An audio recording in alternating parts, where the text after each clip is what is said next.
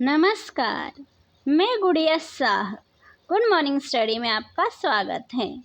Supreme court में इन सवालों पर घिरी कोलकाता पुलिस, हंसने पर कपिल सिब्बल को लगी फटकार।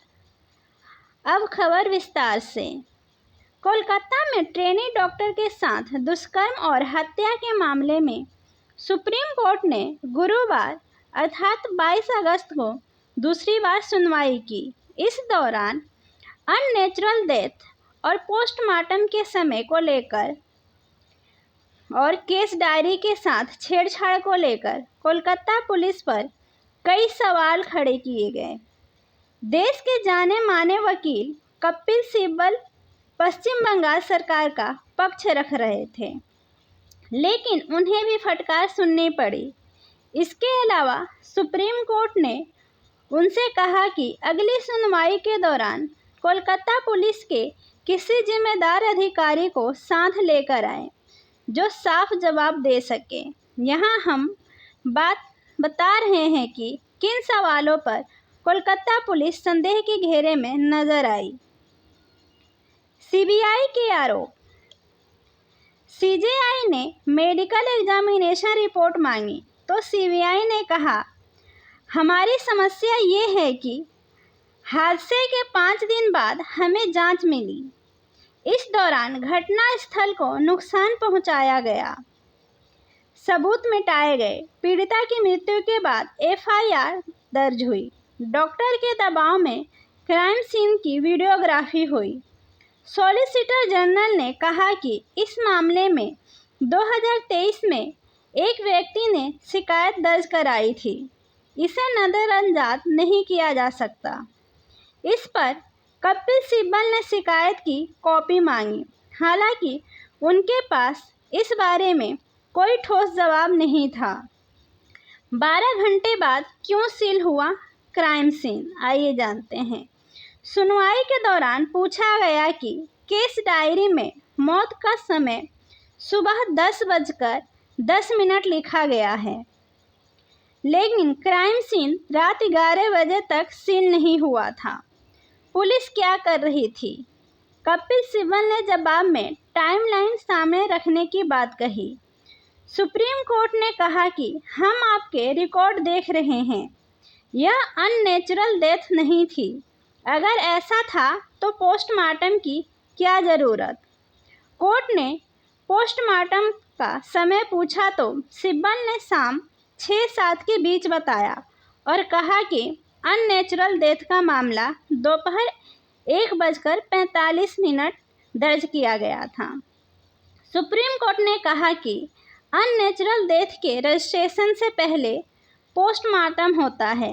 यह आश्चर्यजनक है। अपने अधिकारियों से बात करिए अगर यह तथ्य है तो। कपिल सिब्बल ने कोर्ट से कहा कि जिम्मेदारी के साथ बोलें, कुछ भी बयान ना करें। अगली सुनवाई के दौरान अपने साथ कोलकाता पुलिस के एक जिम्मेदार अधिकारी को भी लेकर आए, क्योंकि अब तक कोर्ट को यह नहीं पता चला कि अप्राकृतिक मौत का केस कब दर्ज किया गया था। केस डायरी की जांच की मांग। केस डायरी की जीडी एंट्री सुबह 5:20 बजे है। सुबह 10:10 अस्पताल से सूचना मिली कि महिला अर्धनग्न हालत में पड़ी थी।